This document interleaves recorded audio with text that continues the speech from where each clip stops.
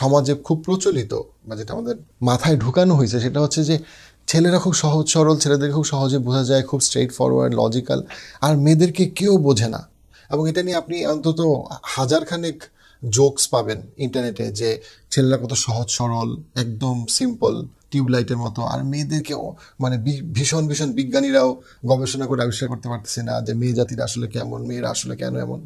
এটা আসলে খুব বাজে একটা আন্ডারস্ট্যান্ডিং, কারণ যখন আপনি ধরেই নেবেন যে মেয়েদেরকে বোঝা যায় না, তখন আপনি আসলে যেটা করবেন অ্যাজ আ হাজব্যান্ড হচ্ছে, ও যেহেতু ওকে বোঝা যায় না, ওকে তো বোঝার চেষ্টা করার দরকার নেই।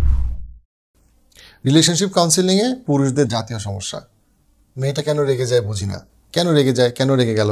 একটা উদাহরণ দিই।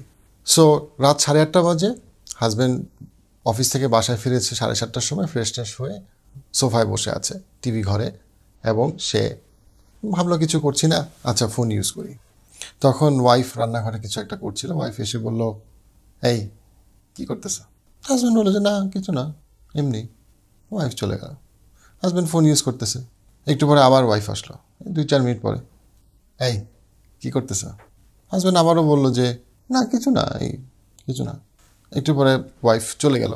ওয়াইফ চলে যাওয়ার পরে হাজব্যান্ড শুনলো যে রান্নাঘর থেকে ঠাস করে জোরে কিছু একটা পড়ে গেছে। তারপরে ওয়াইফ রুমে গেল, রুমে গিয়ে খুব জোরে দরজাটা লাগাই দিল। এবং হাজব্যান্ড তখন চিন্তা করলো মেয়েটা রেগে গেল কেন? মেয়েটা রেগে গেল কারণ আপনি মেয়েটাকে অবজার্ভ করেন নাই, আপনি আপনার ওয়াইফকে অবজার্ভ করেন নাই।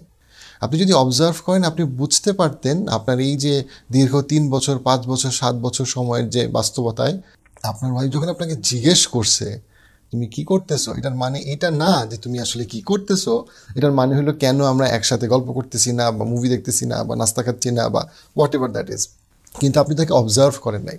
এটা আসলে খুব বাজে একটা আন্ডারস্ট্যান্ডিং, কারণ যখন আপনি ধরেই নেবেন যে মেয়েদেরকে বোঝা যায় না, তখন আপনি আসলে যেটা করবেন অ্যাজ আ হাজব্যান্ড হচ্ছে, ও যেহেতু ওকে বোঝা যায় না, ওকে তো বোঝার চেষ্টা করার দরকার নেই।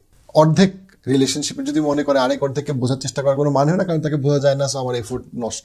যখন সে বিয়ের আগে প্রেম করে তখন সে ঠিকই বুঝতে পারে, তার গার্লফ্রেন্ডকে বুঝতে তার কোনো সমস্যাই হয় না, কারণ তখন সে অবজার্ভ করে। আবার স্বামীটা যখন বাবা হয় এবং তার একটা ছোট মেয়ে থাকে, মেয়েটা যখন 5 থেকে 15 বছর হচ্ছে, পুরো সময়টাতে বাবা মেয়েটাকে মার থেকে বেটার বুঝতে পারে, তখনও কোনো সমস্যা হয় না। সমস্যা হলো বউ।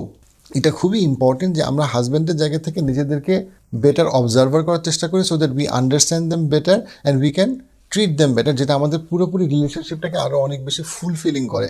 আদারওয়াইজ আমরা বুঝতেও পারবো না যে কেন আসলে আমাদের রিলেশনশিপটা খারাপ যাচ্ছে, বা কেন আমাদের রিলেশনশিপে এত স্ট্রাগল হচ্ছে।